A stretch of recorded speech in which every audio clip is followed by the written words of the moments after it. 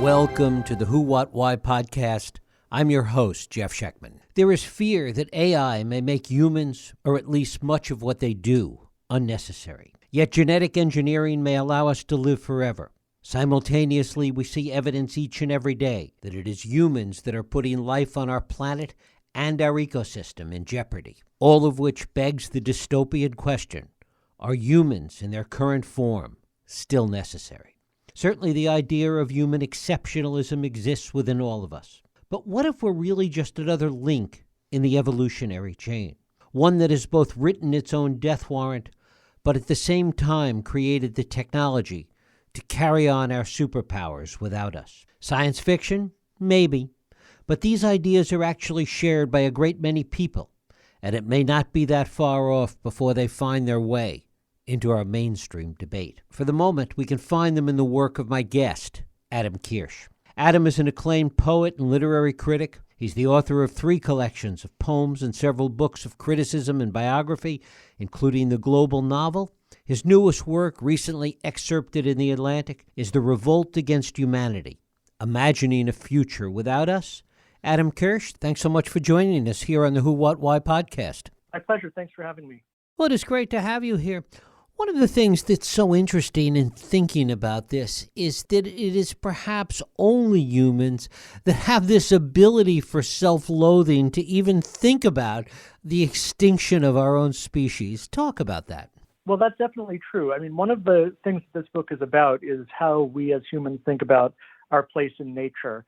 And it's obviously always been the case that humans are an exception in nature, but we've thought about that exception in different ways, whether we're the creature of God, because we have a soul that puts us in a different category from everything else that we know in existence, or whether we evolved through natural processes to develop an intelligence that helps us understand ourselves.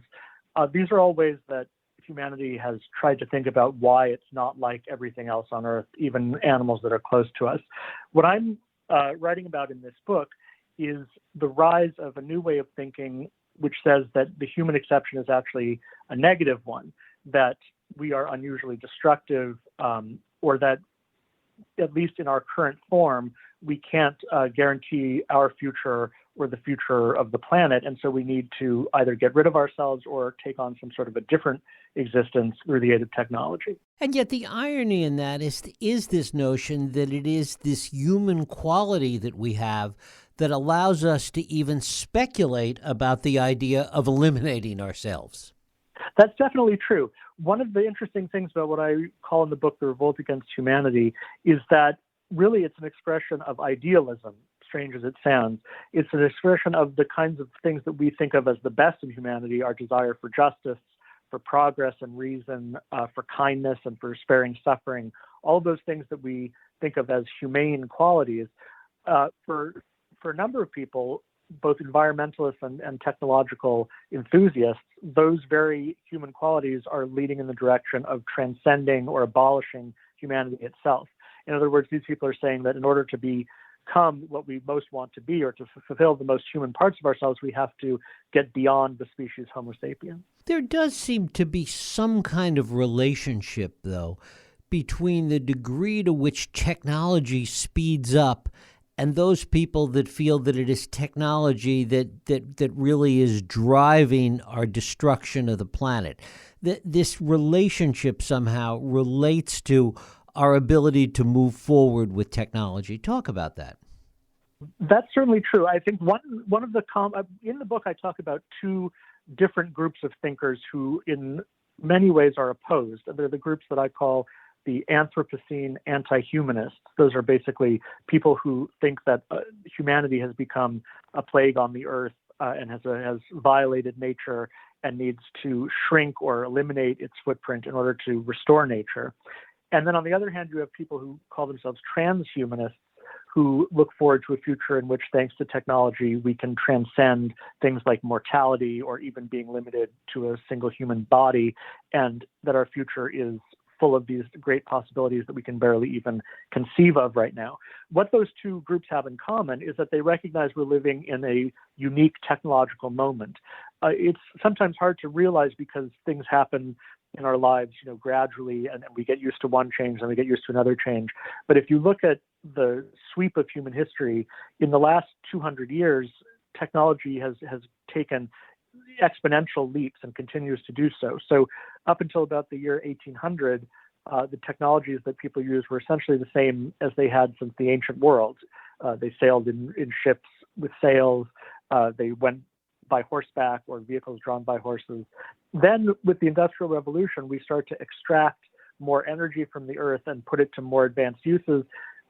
We can send messages, we can fly, we can go to the moon and outer space, we understand our DNA. All of these things are happening at such a rapid clip that for a lot of people who are on the more visionary side, they see that if things continue that way, we will soon reach a point where life will be transformed and become unrecognizable. How much of the attitude of those that think that maybe humans are unnecessary comes from a fear of technology? There are definitely people, and I talk about a number of them in my book, who feel that technology is leading humanity in the wrong direction, that they dread a future which is so completely technological that we're cut off from nature, that there will be no more experience directly of nature, but only mediated through our own technology. But on a deeper level, I think there are people who believe that technology is part of human nature. In other words, since the very beginning, as far back as we can see, humans have used tools of various kinds to amplify their power.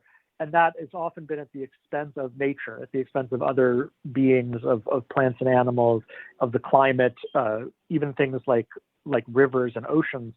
And there are people who point out that even if you go back into the fossil record, you see that humans were exterminating whole species 10,000 years ago just by using fire and animal herding.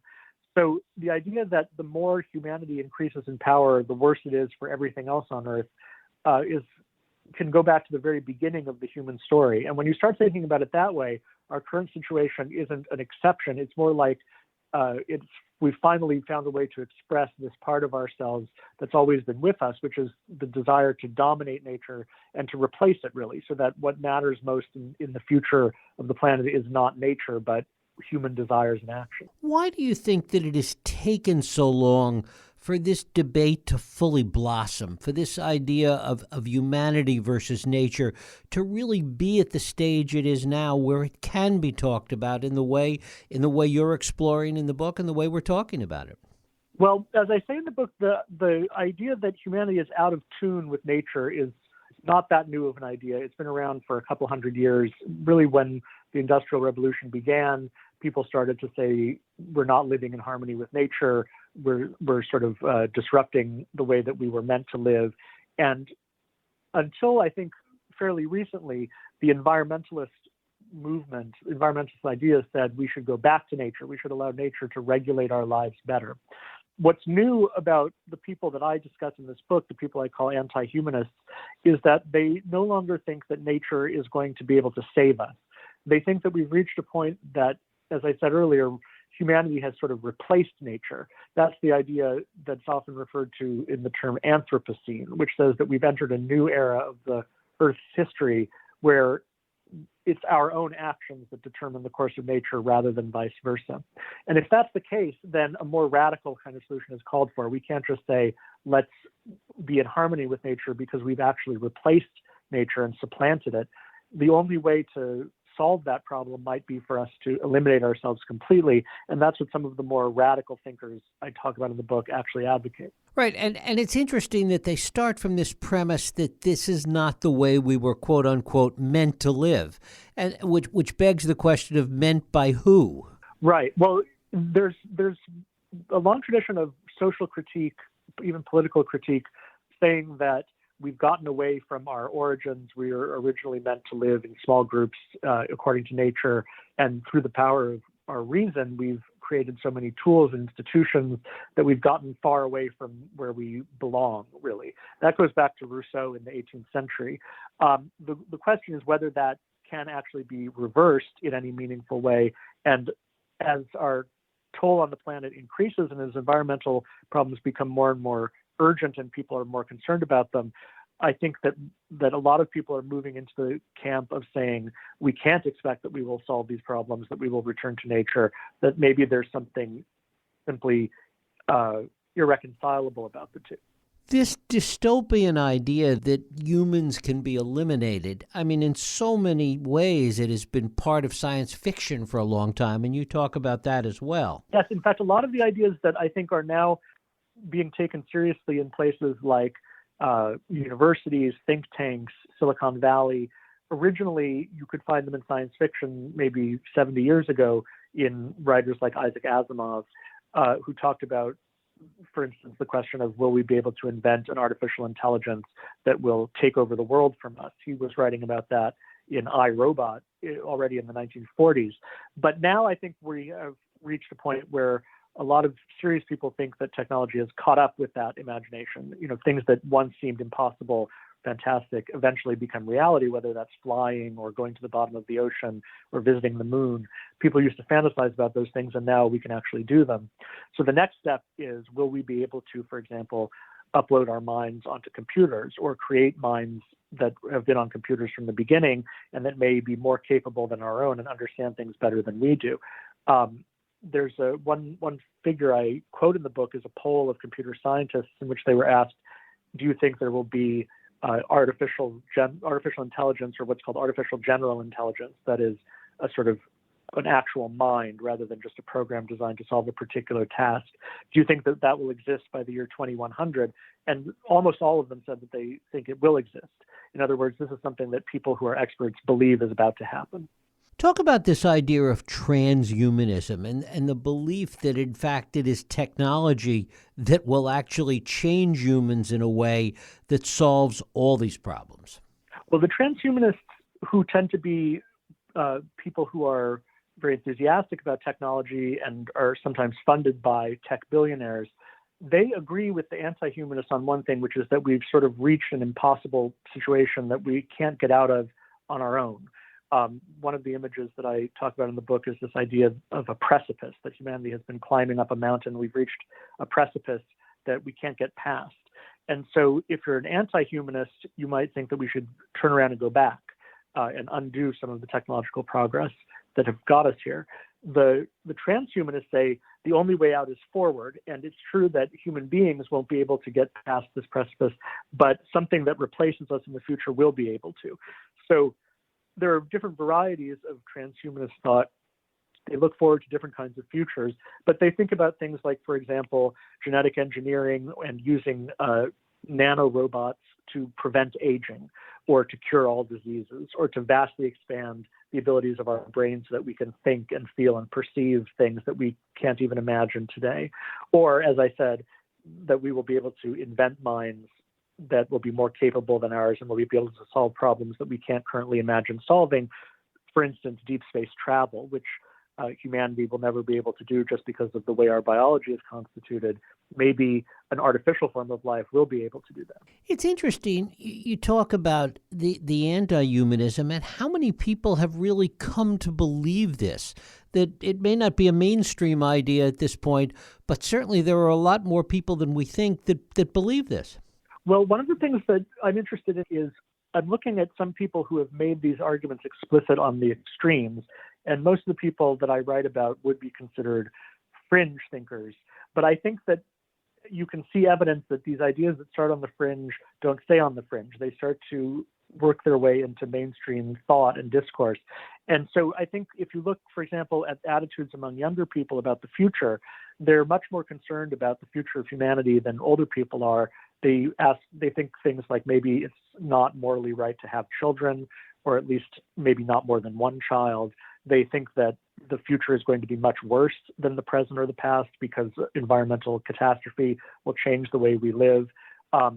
Those attitudes are actually quite prevalent, especially among younger people. And I think that as those people grow up and start to take over institutions, it will really change the way politics, government, society, and culture work. One of the things that hasn't been part of this conversation is economics and the way that plays into these various points of view. Talk a little about that. Right. Well, the system that we have now, and which has brought great prosperity to billions of people and enabled a higher standard of living than our ancestors could have dreamed of, is based on growth, on economic growth, that we're constantly trying to grow the economy, grow the population, make use of more resources in more advanced ways.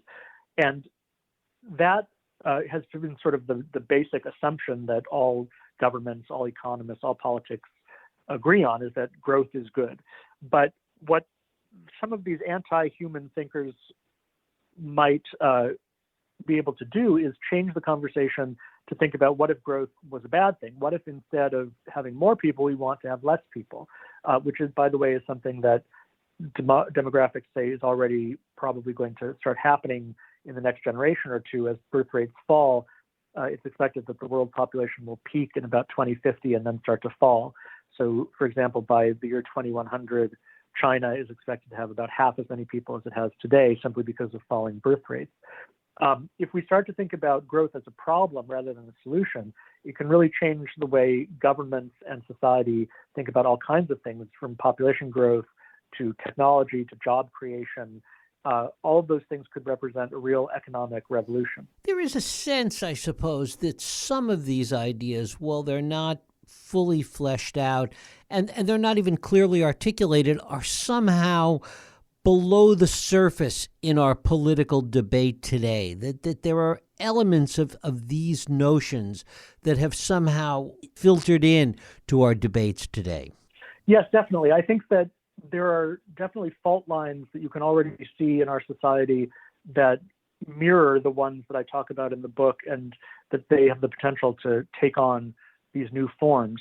One thing that I talk about is, you saw during the COVID pandemic, there's a really deep division between people who trust scientific authority and people who don't trust it. And that often overlaps with religious beliefs and even economic status. You could easily imagine a situation where, for example, the scientific consensus becomes we should have fewer or no children for the sake of sparing the future, and how that would create enormous backlash among people who don't trust that guidance, or believe for religious or other reasons that it's good to have more children, it's good to increase the population. Those kinds of issues, I think, have the potential to become right at the center of politics in future generations. They're the kind of things that are sometimes referred to as biopolitics, when the future of life itself becomes the subject matter of politics. There's also the concern that the anti-humanist attitude, to the extent that it continues to grow or play any part at all in our politics, holds back technological growth, and that things that might be possible in the future are held back by fear of how these groups will react. There are definitely technologies that people think about with a lot of apprehension. Artificial intelligence is one, genetic engineering is one. For example, I mentioned in the book that there was a Chinese scientist a few years ago who claimed to have genetically engineered human embryos as part of researching immunity to AIDS. And he was completely condemned and rebuked both at home and abroad. Even scientists were not ready to take that step. However, I think that the tools of genetic engineering are advancing at such a rate that it's widely realized that we could do much more advanced genetic engineering on humans than we currently do. And so the question is, will there eventually come a moment when people will say, if we can get rid of a gene for a disease, shouldn't we make that standard? Shouldn't that be something that we would want to do for our children in embryo, if we can, to make them immune to Alzheimer's disease or to cancer? At a certain point, those issues are going to become impossible to avoid. They are the kind of thing, like a lot of the things I talk about in the book, that seem like they're not on the agenda today, but I think probably will be in the agenda 20 years from now. One of the things that's different from the past is the speed at which these changes are taking place today.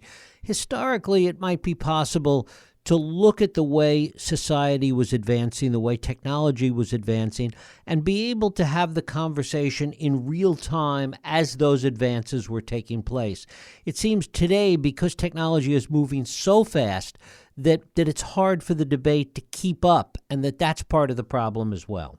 Definitely, and I think that part of this great acceleration of technology that we've been talking about is that we're constantly able to do things that we don't know what to do with. I mean, maybe the biggest example of that is atomic energy, that we discovered how to use atomic weapons at a time when we are still not able to abolish war or to guarantee that those weapons won't be used to destroy humanity. So the idea that we have more power than we know what to do with, or more power than wisdom, is something that humanity has lived with for a pretty long time now. There are people who think, in the context of artificial intelligence, for example, that it's possible that an independent mind, a truly conscious artificial mind, could be programmed at any time. Someone might be doing it right now, someone might have already done it, or might do it without realizing that they've done it. And that we are sort of, instead of being able to plan the future and decide what to do in advance, we're constantly reacting to new developments. And of course, people have different ideas and different interests. Some people want to encourage technologies that others want to resist.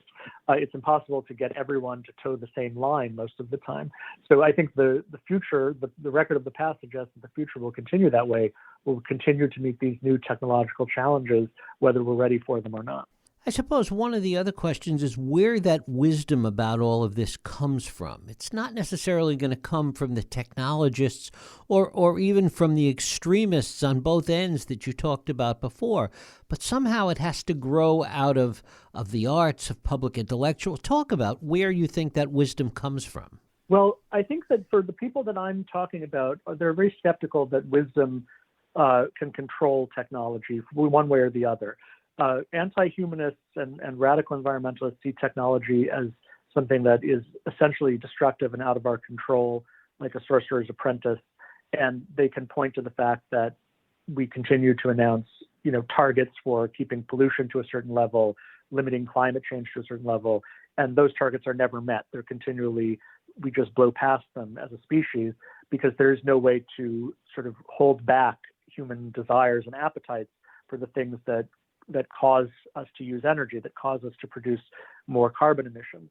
On the other hand, transhumanists would say that any kind of moralizing attempt to say technology should stop here, or we can go this far and no further, is doomed to fail because it's human nature to want to know, to want to progress and invent new things. So you can't say, for example, we will never engage in genetic engineering, because at a certain point we will want to do that. People will see that as a good thing rather than a bad thing. So I think that technology, or the desire to progress technologically, might be something that's so powerful that it can't be guided by any kind of humanistic wisdom. It's more like the humanities are trying to catch up with the situations that science and technology present us with. I guess that's the battle between science and technology and human nature's desire to know on the one hand versus the old cliche that nature bats last. Right. And I think that there are people who would say we have to set boundaries and enforce limits on what we want to know and what we can do. That idea is also a very old one that goes back to, in the Renaissance, there was the myth of Faust, who traded his soul for knowledge, and that became sort of a symbol of modern humanity, that we've given something precious away in order to have more knowledge and more power. However, I think the record suggests that that's a bargain that most people like and will continue to make. It's hard to envision a scenario in which that stops short of a true disaster.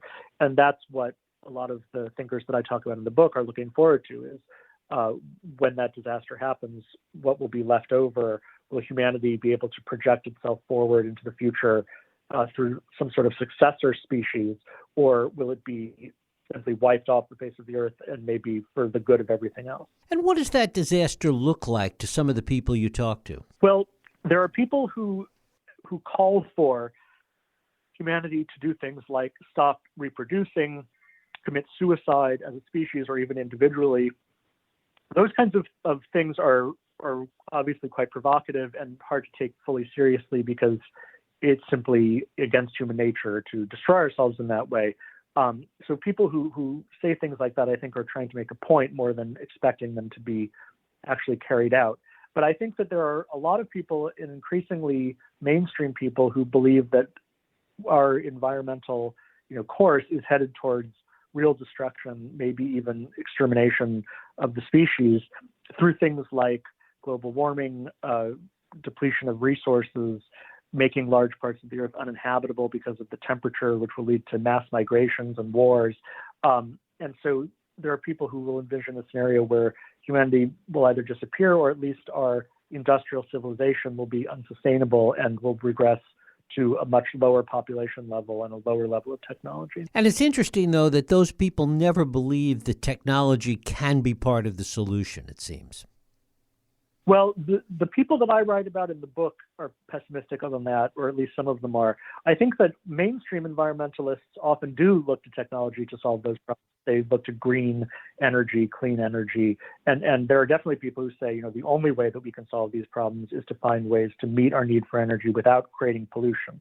So recently there's been news about atomic fusion, which has long been one of the clean energy ideas that people hope will pan out as a way of creating, large amounts of energy without any waste. We're not anywhere near there yet, but little steps keep being made.